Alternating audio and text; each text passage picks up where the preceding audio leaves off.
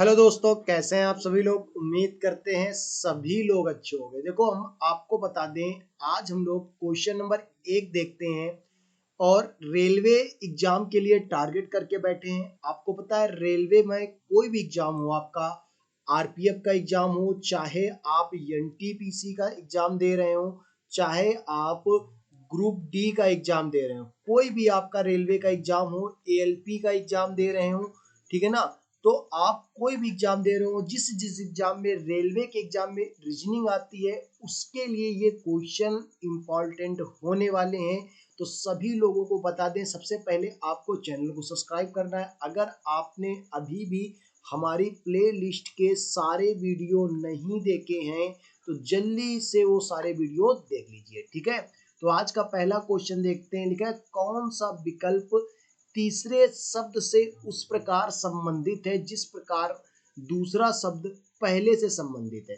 Question देखो क्या लिखा है, दमन द्वीप का संबंध दमन से है, ठीक है ना। तो अंडमान निकोबार का संबंध किससे होगा। आपको पता है भाई, दमन द्वीप की जो कैपिटल है वो दमन है, ठीक है। तो अंडमान की जो कैपिटल है वो कौन सा है, port Blair. Port Blair Andaman की कैपिटल है, ठीक है। तो ऑप्शन नंबर डी इसका राइट आंसर हो जाएगा। अगला क्वेश्चन, क्वेश्चन नंबर 2 देखते हैं हम लोग। क्वेश्चन नंबर 2 देखो क्या लिखा है। लिखा है, कौन सा, इसको थोड़ा सा और बड़ा कर ले, वैसे दिख तो रहा होगा, कोई दिक्कत नहीं है, लेकिन हम थोड़ा सा बड़ा कर लेते हैं। तो क्वेश्चन क्या लिखा है, क्वेश्चन क्या लिखा है, कौन सा वेन आरेख निम्नलिखित के बीच संबंध को सही ढंग से दर्शाता है, ठीक है। तो लिखा है यकृति, हृदय और अंग। आपको बहुत अच्छे से पता है भाई, अंग, अंग के अंदर क्या आ जाएगा, जो अंग है इसके अंदर क्या आ जाएगा भाई, यकृति आ जाएगी, और इसके बाद क्या आ जाएगा, हृदय आ जाएगा। तो ये हो जाएगा सी ऑप्शन अंग, इसके अंदर क्या हो जाएगा ए, और ये हो जाएगा बी हृदय, ठीक है। तो ऐसा देख लो किस में बना हुआ है, ये देखो इसमें बना हुआ है, इसका थोड़ा सा बंद कर लो। ऑप्शन नंबर डी इसका राइट आंसर हो जाएगा। अगले क्वेश्चन, क्वेश्चन नंबर 3 की ओर बढ़ते हैं। क्वेश्चन नंबर 3 क्या लिखा है, लिखा है निम्नलिखित में से निम्नलिखित वेन आरेख का ध्यान पूर्वक अध्ययन करें और उसके आधार पर पूछे गए प्रश्न का उत्तर दे दें, ठीक है। कोई दिक्कत नहीं, पहले इसको हम लोग वेन आरेख देख लिए। इसके बाद लिखा है, कितने क्रिकेटर ना तो बॉक्सर है ना फुटबॉलर है। अभी बॉक्सर वाले देखो, ये हो गया तुम्हारा बॉक्सर वाला। तो देखो इसको थोड़ा सा, पेन को थोड़ा सा बड़ा कर लेते हैं, इसमें ऐसे समझ में आएगा। ये तुम्हारा देखो बॉक्सर वाला हो गया। अभी बॉक्सर के अंदर जितने भी लोग आएंगे, हमको किसी को भी नहीं लेना, ये छोड़ देने, ये वाले सारे छोड़ देने। ये हो गया फुटबॉलर वाला, ये वाले इसके अंदर जितने भी लोग आएंगे किसी को भी नहीं लेना है, तो इसको भी हटा दो, काम खत्म, ठीक। अब बचा क्या भाई, क्या बचा अब हमारा, अब जो बचा है वो बचा है ये, ध्यान दो इसको, ये बचा है। अभी बचा की बात करते हैं तो ये देखो 12 बचा हुआ है। कितना बचा हुआ है, ये वाला देखो, ये 12 बचा हुआ है और ये 3 बचा हुआ है। ये ऐसे होंगे 12 प्लस 3, ये दोनों क्या होंगे, टोटल जोड़ो कितना आ जाएगा 15। तो 15 जो होंगे ये इसका राइट आंसर होगा। ये क्रिकेटर होंगे, ना तो बॉक्सर है ना फुटबॉलर है, ठीक है भाई। क्वेश्चन नंबर 4, क्वेश्चन नंबर 4 बहुत ही प्यारा क्वेश्चन लिखा है। और आपको बता दें, अगर आप आरपीएफ का एग्जाम दे रहे हो, आरपीएफ का एग्जाम देने जा रहे हो, यानी कि कांस्टेबल या एसआई, तो हमसे लिख के ले लो, 100% ये क्वेश्चन आपके एग्जाम में आएगा। इस टाइप का क्वेश्चन आपके एग्जाम में 100 में 100% आएगा, ठीक है भाई, बिल्कुल 100% गारंटी है हमारी, ठीक है। तो देखो कथन क्या लिखा है, टी बड़ा है और बराबर है, यानी कि T is greater than or equal to B Y, और वाई, और ये लिखा है Y is greater than U, और यू इज लेस देन, लिखा है आई, और I is less than or equal to U, O, और ओ इज इक्वल पी, ठीक है। तो देखते हैं, लिखा है वाई, ये तुम्हारा बड़ा है किससे, आई से। वाई और आई देखो कहां पर लिखे, यहां पर लिखे, दोनों के बीच में अपोजिट चिन्ह है, अपोजिट चिन्ह है तो भैया गलत हो जाएगा देखते ही, ठीक है। अब इसके बाद टी और पी, टी और पी कहां पर लिखे, ये दोनों। अब इनके बीच में देखो यहां पर बराबर लिखा है, यानी कि इसका जो कथन हो सकता था ओ बराबर पी, वही वाला निष्कर्ष सही होता, लेकिन अगर दूर दूर बराबर है तो गलत है। यू बड़ा है किससे, पी से। अब यू बड़ा है पी से, ऐसा तो नहीं लग रहा है, देखो ये सारे मुंह इधर की ओर पी की ओर की है, तो ये वाला गलत हो जाएगा। टी बड़ा है यू से। अब टी और यू के बीच में अगर संबंध देखोगे इधर पे, तो टी बड़ा है यू से दिख रहा है साफ साफ, तो ऑप्शन नंबर क्या हो जाएगा, डी ऑप्शन राइट आंसर हो जाएगा, ठीक है ना। तो जल्दी से आपको एक चीज और बतानी है, कमेंट में वीडियो आपको कैसा लग रहा है, क्वेश्चन आपको कैसे दिख रहे हैं, ठीक है ना। क्वेश्चन नंबर 5, क्वेश्चन नंबर 5 काफी देखने में काफी बड़ा लग रहा है यार क्वेश्चन। चलो पढ़ते हैं क्या लिखा है। लिखा है कुछ व्यक्ति एक सीधी पंक्ति में उत्तर की ओर मुंह करके बैठे हैं। ठीक है, बाद लिखा है बी जी के बाएं चौथे स्थान पर। तो बी को हम लोग सबसे पहले बना लेते हैं बी को, और जी के बाएं चौथे स्थान पर पहले जी को बनाओ, और जी के बाएं चौथे स्थान पर 1 2। ठीक है ना, बी जो है ना जी के बाएं चौथे स्थान पर है। ठीक है, हो गया। इसके बाद देखो क्या लिखा है, यप सी के दाएं चौथे स्थान पर है। यप को बनाओ और सी के दाएं चौथे स्थान पर, पहले सी को बना लो। सी के बाएं चौथे स्थान पर दाएं चौथे स्थान पर 1 2 3 और ये यफ हो गया। ठीक है, और के बाएं दूसरे स्थान पर, तो के बाएं कौन होगा, यफ। यफ कौन होगा, के बाएं दूसरे स्थान पर। ये बन गया बढ़िया से, कोई दिक्कत नहीं। इसके बाद लिखा है जो का मतलब होता है सेकंड पर्सन यानी कि के। जो का मतलब क्या होता है, सेकंड पर्सन यानी कि के जो होगा ए के बाएं पांचवें स्थान पर। तो ए के बाएं यहां पर देख लो 1 2 3, ए के दाएं पांचवें 3 4 5, मतलब ए कहां पर आएगा, इस जगह पर। इस जगह पर आएगा ए के बाएं, ए के दाएं पांचवें स्थान पर के हो गया। ठीक है ना, डी के या बी का पड़ोसी नहीं है तो ठीक है, रहने दो, अलग रख दो। लिखा है जे और ए के बीच 3 व्यक्ति हैं। ठीक है, जे तथा के दोनों पंक्ति के सिरे पर बैठे हैं। तो जे और ए के बीच 3 व्यक्ति, 1 2 और 3। बस खत्म हो गया सवाल। अभी बैठालना हो तो वो बैठाल सकते हैं, बाकी सवाल खत्म हो गया।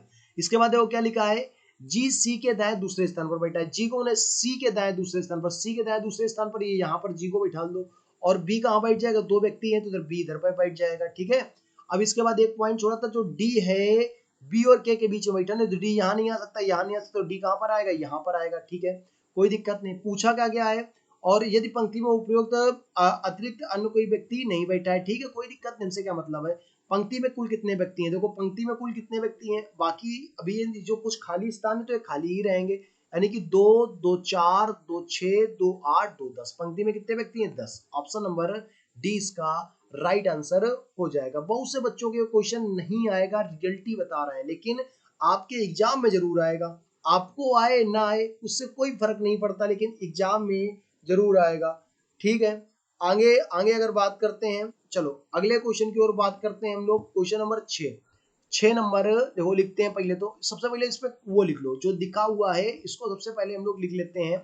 जैसे कि एंग्री लिखा हुआ है तो पहले ANGRY, एंग्री। एंग्री का कोड लिखो CKIOA। ठीक, और इसके बाद बात करते हैं, यहाँ पर हमने कोड डाला, इसका कितना होता है, 1 14 7 18 और ये होता है 25। अगर भाई मेरे कोडिंग डिकोडिंग का सवाल है और कोड नहीं डालोगे कैसे काम चल जाएगा। अरे कोडिंग डिकोडिंग का सवाल है, बिना कोड डाले काम कर सकते हो, नहीं कर सकते ना। 3 11 9 और ये हो जाएगा 15 और 1। ठीक, अब समझो बात को, क्या चल क्या रहा है यहाँ पे। देखो यहाँ पर देखो, अगर एक में से 2 जोड़ो तो कितना हो जाएगा, 3। 14 में से 3 घटाओ, फिर 2 जोड़ा, फिर 3 घटाया, फिर 2 जोड़ा। ठीक, अच्छा 25 में से 2 जोड़ा कितना हो जाएगा, 27। भाया मेरे 27 का मतलब एक ही होता है। ठीक है, 27 से कंफ्यूजन मत पाल लेना, अगर 27 लिखा है कहाँ हो जाएगा।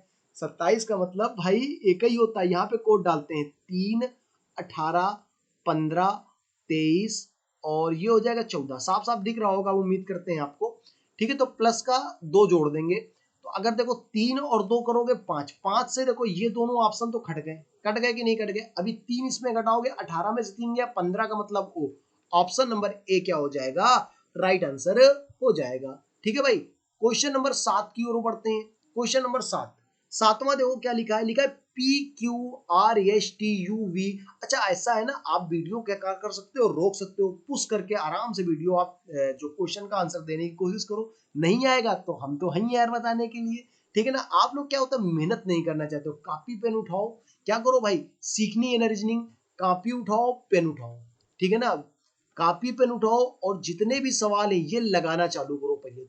पहले तो आप लगाना चालू करो, और जो जो सवाल आपको फंसता चला जा रहा है वो आप इसमें देख लो, बाकी तो हम बता ही रहे हैं। ठीक है, तो सबसे पहले देखो इमारत की सबसे निचली परत 1 है, सबसे ऊपरी परत इसके ऊपर 2 है, पहले इसी तरह आगे सबसे पहले 1 को बना लेते 1 नंबर पे, फिर 2 नंबर पे बन जाएगी, फिर 3 नंबर पे इमारत होगी 4, इसके बाद 5 6 और ये 7 नंबर पे इमारत होगी। 7 इमारतें हैं टोटल। ठीक है, तो 7 इमारतें हम लोगों ने बना ली। अब देखो सबसे पहले देखते हैं यू लिखा है, सबसे ऊपरी इमारत पर बैठा है, तो सबसे पहले यू को बना लिया। यू कहाँ बैठा है? सबसे ऊपरी इमारत पर बैठा है। इसके बाद देखो क्या लिखा है, टी और क्यू के मंजिल के ऊपर है, क्यू तीसरी मंजिल पर। सबसे पहले क्यू को तीसरी मंजिल पर बना लो, ठीक है ना। और टी और क्यू के बीच केवल 2 व्यक्ति हैं। टी और क्यू के बीच कितने व्यक्ति हैं? 2। तो अब टी तो नीचे बैठ नहीं सकता, तो टी को कहाँ में डालना पड़ेगा? यहाँ, क्योंकि टी और क्यू के बीच 2 व्यक्ति हैं। ठीक, यहां तक हो गया भाई। इसके बाद टी और क्यू के बीच 2 व्यक्ति, यू सबसे ऊपरी मंजिल पर है, यहां तक सारा हो गया। लिखा है वी पी के ठीक ऊपर वाली मंजिल पर। अब वी पी यहाँ पर भी बैठा सकते हैं, यहाँ पर भी बैठा सकते हैं।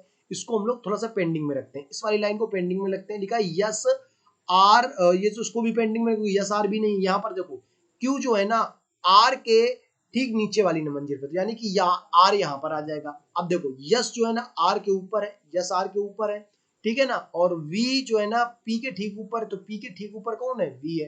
कोई दिक्कत समस्या? लिखा है मंजिल क्रमांक 6 में कौन रहता है, तो मंजिल क्रमांक 6 में कौन रहता है? बताओ भैया। T20 रहते हैं मंजिल क्रमांक 6 में। तो ऑप्शन नंबर क्या हो जाएगा? सी ऑप्शन इसका राइट आंसर हो जाएगा। अब क्वेश्चन नंबर 8 बड़ा ही इंपॉर्टेंट क्वेश्चन है, बड़ा ही इंपॉर्टेंट क्वेश्चन है। अच्छे अच्छे बच्चे इसका आंसर नहीं दे पाते हैं, बिलीव करो बहुत से बच्चे इसका आंसर गलत कर देंगे, क्योंकि हमें पता है कैसे क्या किया जाता है, ठीक है ना, कैसे क्या किया जाता है, हमें सब चीजें पता है। चलो हम आपको बताते हैं किस तरह से करेंगे, बढ़िया तरीके से बताएंगे। सबसे पहले देखते हैं, लिखा है 31 दिसंबर 2015। 31 दिसंबर 2015 को कौन सा दिन था? थर्सडे था, ठीक है। तो क्या पूछा गया है? 1 जुलाई 2020, 1 जुलाई 2020 को कौन सा दिन होगा? 31 दिसंबर 2015 को थर्सडे था, तो 1 जुलाई 2020 को। अरे यार ऐसा क्यों नहीं कर ले? तो सबसे पहले आप ऐसा निकाल लो, 1 जुलाई 2015 को कौन सा दिन था? ये तो निकाल सकते हो कि नहीं निकाल सकते हो भाई? ये तो सरल है निकालना ना, कि उसी महीने की जुलाई में निकाल लो, फिर इसके बाद हम लोग अलग कर लेते हैं। इतना बड़ा कहे फालतू में टेंशन पालोगे है? या तो 2016 निकाल लो आप, 15 निकालना बड़ा कठिन होगा, 16 निकाल लो। 16 निकालना थोड़ा सरल होगा, ठीक है ना, क्योंकि दिसंबर में कुछ बचेगा नहीं, तो 16 ही निकाल लेते हैं, क्योंकि उसमें बैक चलना पड़ेगा। 16 निकाल लेते हैं हम लोग, ठीक। तो कैसे निकालोगे भाई? सबसे पहले देखो क्या लिखते हैं, शेष बचे हुए दिन, ठीक है, शेष बचे हुए दिन। देखो बढ़िया कायदे समझा रहे, कायदे समझो। शेष बचे हुए दिन, सबसे पहले क्या करते हैं भाई? शेष बचे हुए दिन। अच्छा ये बताओ, अभी दिसंबर हो गया, दिसंबर में कितने दिन शेष बचेंगे? 31 हो गया, तो 31 का क्या बचेगा? 0। अबे कुछ बचेगा का? नहीं बचेगा ना। जनवरी, इसके बाद जनवरी आ जाएगा, फिर कहा आ जाएगा फरवरी, फिर कहा आएगा मार्च, फिर अप्रैल, फिर मई, फिर जून, और जुलाई में क्या लिखते हैं? लास्ट में, जब हमको जो सा महीना निकालना है उसमें क्या लिखते हैं? दी हुई तारीख, दी हुई तारीख। क्या लिखते हैं? दी हुई तारीख। तो अब ये बताओ, ये सब हो गया बढ़िया से कायदे से, कोई दिक्कत नहीं, खचड़ा पचड़ा नहीं करना है कुछ ज्यादा, ठीक। अब दी हुई तारीख देखो, अभी जनवरी में बताओ विषम दिन कितने होंगे? यार जनवरी में तो 31 दिन होते हैं। जनवरी में दिनों की संख्या कितनी होती है? 31। 31 में 7 का भाग दिलाओगे, रिमाइंडर कितना बचेगा? 3। जनवरी का 3। और 2016 की फरवरी है, 2016 की फरवरी यानी कि 29, 7 का भाग दिलाओगे, रिमाइंडर 1। इसी प्रकार का मार्च 31 होते हैं, 7 का भाग दिलाओगे, रिमाइंडर 3। अप्रैल 30 का होता है, 7 का भाग दिलाओगे, 2। इसके बाद मई, फिर जून, और जुलाई में दी हुई तारीख कितना लिखोगे? 1। अब एक तरीका है, सबको जोड़ लो। हम हैं आलसी भैया, हम तो ना जोड़ पाएंगे सबको, क्या करोगे फिर? 3 3 6 1 7, 2 2 4 3 7, कितना बचा? 1। अच्छा ये बताओ 15 16 पे जा रहे हो, तो क्या करोगे? 1 जोड़ दोगे। अभी थर्सडे का आंसर क्या आ जाएगा? फ्राइडे। तो भैया 1 जुलाई 2016 को कौन सा दिन पड़ा था? फ्राइडे। अब अंतर निकालो, कितने साल का अंतर है? 4 साल का अंतर है। अंतर कितने साल का अंतर है? बीच में कौन लीप ईयर पढ़ो है का? बिल्कुल पढ़ा है सर जी। कौन सा? 2020 वाला, 16 वाला नहीं गिनेंगे, 16 वाला इधर गिन चुके हैं, क्योंकि तो 2020 वाला लीप ईयर पड़ा है। तो फ्राइडे 4 प्लस 1 और कर दो, तो यानी कि फ्राइडे में कितना कर दो? 5 जोड़ दो। अरे 5 जोड़ना हमें बड़ा कठिन लग रहा है, 2 घटा दो, ठीक है। 5 जोड़ना बड़ा कठिन है, 2 घटा लो। इसका राइट आंसर क्या हो जाएगा? 5 जोड़ना बहुत ही कठिन है, क्या कर लो? 2 घटा लो। तो फ्राइडे में से 2 गया, कितना बचा भैया? फ्राइडे में 2 और कम कर लो, आंसर कितना पड़ेगा? बुधवार। ऑप्शन नंबर ए इसका राइट आंसर होगा। सर जी बहुत बड़ा बता दिए। चलो अच्छा, आप तुमको हम इसी सवाल को छोटे तरीके से भी बता सकते थे, इतना कुछ कचपच करने की ना जरूरत थी, हम बिल्कुल सरल तरीके से बता देते। और आसानी से इसका आंसर आप निकाल लेते। कैसे करते हैं देखो भाई, बात समझो। इसको हम इसी सवाल को क्या करते हैं, बहुत ही सरल तरीके से आपको बता सकते थे। देखो कैसे करेंगे इस सवाल को हम बताते हैं आपको, देखो ध्यान से देखना है, ठीक है ना। करेंगे वैसे ही लेकिन कुछ अक्षर कम कर देंगे। अब देखो 31 दिसंबर पे, 31 दिसंबर 2015, दिसंबर में कितने दिन शेष बचेंगे, 0। दिसंबर के बाद क्या आता है, जनवरी, फिर क्या आता है फरवरी 2016 की 1, मार्च, अप्रैल, मई, जून, जुलाई का 1 ले लोगे। इसके बाद 2016 से 2020 में पढ़ो, कितना बचेगा 4, और एक लीप ईयर पड़ेगा, ठीक है भाई। तो ये कितना हो जाएगा भाई, 3 3 6 1 7, 2 2 4 3 7, और ये कितना हो जाएगा भाई 6। ये कितना हो जाएगा 4 2 6। तो बस थर्सडे में क्या कर दो, 6 जोड़ दो या 1 घटा लो, आंसर क्या आ जाएगा बुधवार। एक लाइन का सवाल होता। लेकिन सर जी तुमने इतना बड़ा कहे बताया, अबे तुमका बेसिक आवत नहीं है, बेसिक तो पहले सीखो। अगर तुमको बेसिक नहीं आता है तो भैया ट्रिक क्या करोगे, बैठे रहोगे। आजकल यूट्यूब में मालूम है क्या हो रहा है, तुमको ट्रिकें बताएंगे भाई। हम भी पढ़ा रहे हैं यूट्यूब में, लेकिन हम देखे हैं टीचर तुमको ट्रिक बताएंगे, ट्रिक खिला रहे हैं तुमको, तुम भी खुश वो भी खुश, व्यूज भी आ रहे हैं। हम तुमको इसलिए सिखा रहे हैं क्योंकि एग्जाम में आपके काम आएगी, ठीक है ना। ये जो तुमको हम ऐसे डायरेक्टली बता दिए ना भाई, 70% बच्चों को नहीं समझ में आया होगा, लेकिन ये वाली बात 70% क्या, हम कह रहे हैं ये 100% बच्चों को समझ में आई होगी, सबको समझ में आई होगी, लेकिन ये वाली बात 70% बच्चों को नहीं आई होगी। तो पहले आपको बेसिक आएगा तभी आपका कहते हैं ट्रिक लगा सकते हो। अगले क्वेश्चन की ओर बढ़ते हैं। क्वेश्चन नंबर 9 लिखा है 2:12। ये एग्जाम में आए हुए क्वेश्चन अपने मन से नहीं बनाए हैं, ठीक है।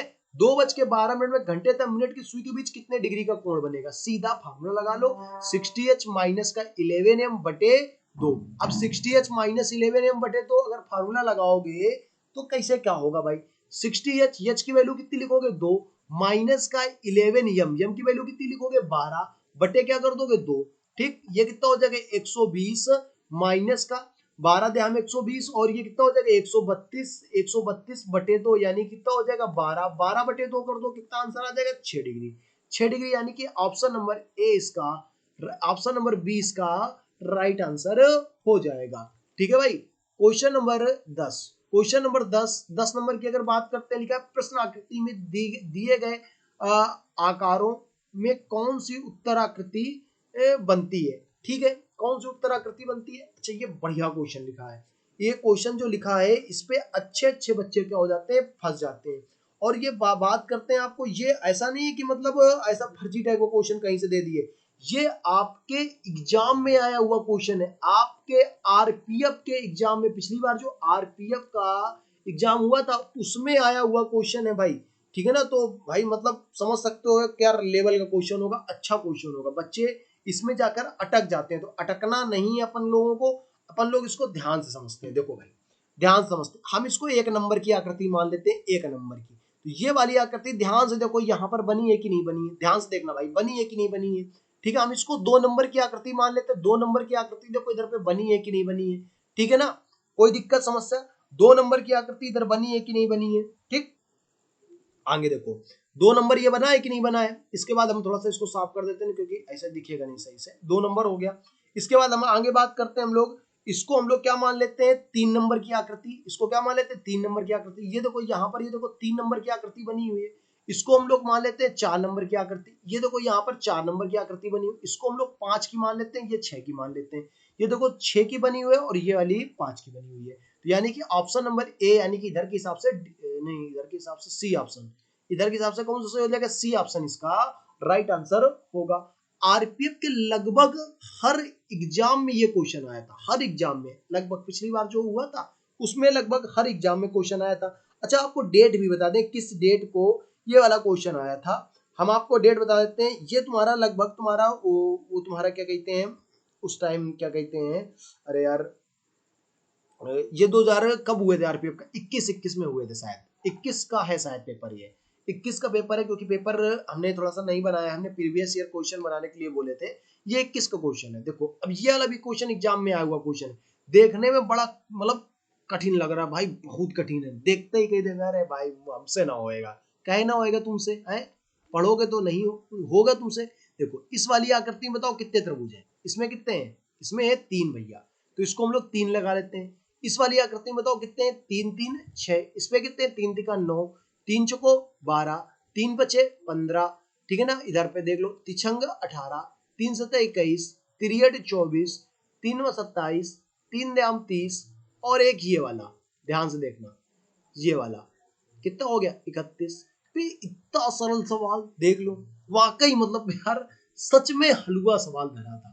देखने में देख लो कितना कठिन लगा, 3 का पहाड़ा पढ़ा दिए तुमको बस और आंसर आ गया, तुम खुद कह रहे हो नहीं वाकई सरल है सवाल।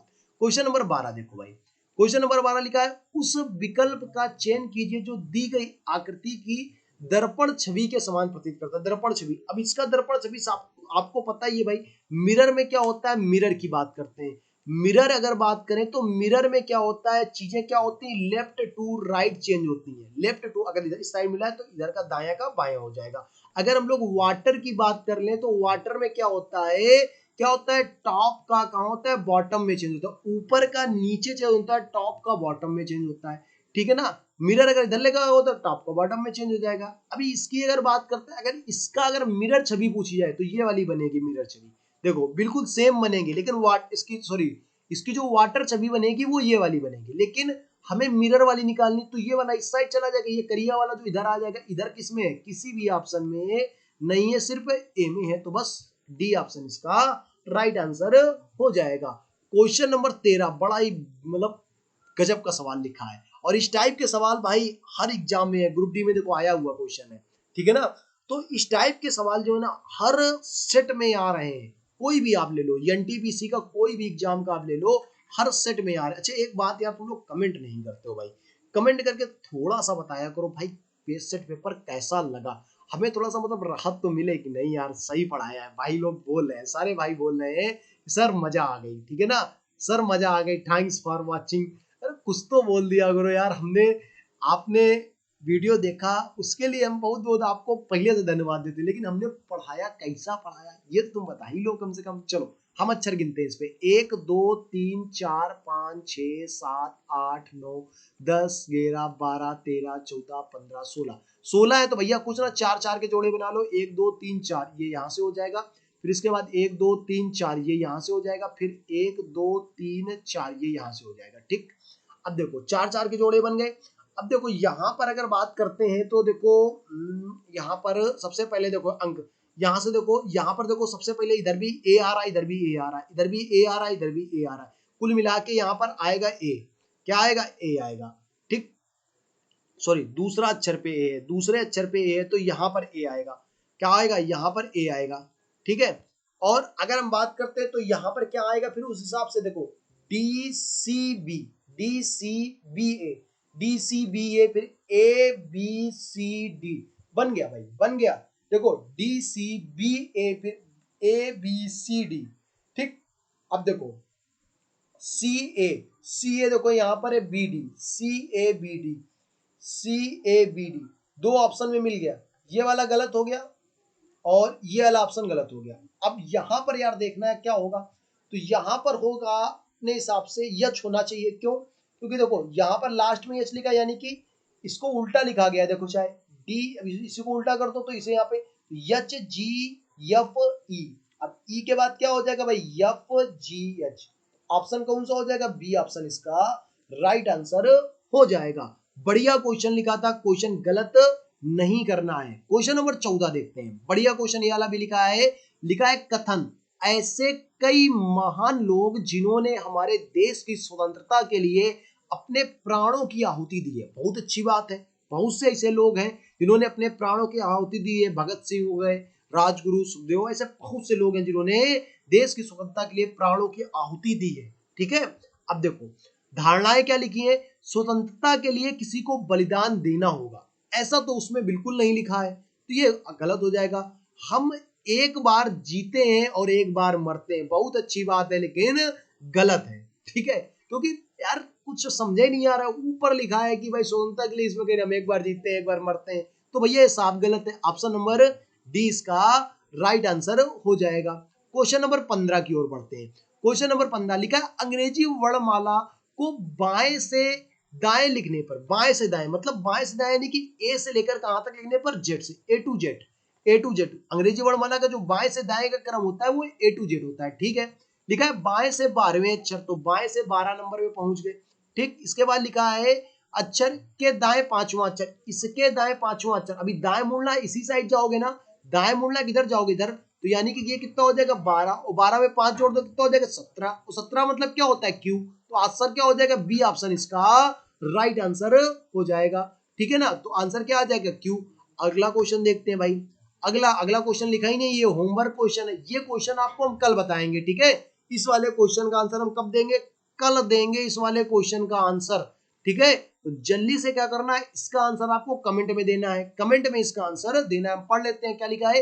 एक सूची में 15 लोगों को रैंक दिए गए हैं। ठीक है, लिखा है जिसमें से एक रैंक केवल एक व्यक्ति को मिला है। ठीक, एक रैंक केवल एक व्यक्ति को मिला है। लिखा मोहन को 23वां रैंक मिला है। ठीक है, यदि सूची में संजय नीचे से 18वां हो तो मोहन और संजय के बीच कितने व्यक्ति हैं। बड़ा सरल क्वेश्चन है, वाकई बहुत ही सरल क्वेश्चन है। तो जल्दी से इसका आंसर आप लोग कहे में देंगे, कमेंट में देंगे। जल्दी से इसका आंसर आप लोग कमेंट में दे दीजिए। ठीक है, और थैंक्स फॉर वाचिंग, आपने वीडियो देखा उसके लिए बहुत बहुत धन्यवाद, तहे दिल से धन्यवाद। अगर आप सब्सक्राइब कर लोगे चैनल को, अपनी मन की प्यारी प्यारी बातें कमेंट में बता दोगे तो और भी धन्यवाद। ठीक है भाई, चलते हैं, आपको मतलब मिलते हैं आपको अब कल अगले वीडियो में। तब तक के लिए सभी लोगों को जय हिंद, जय भारत।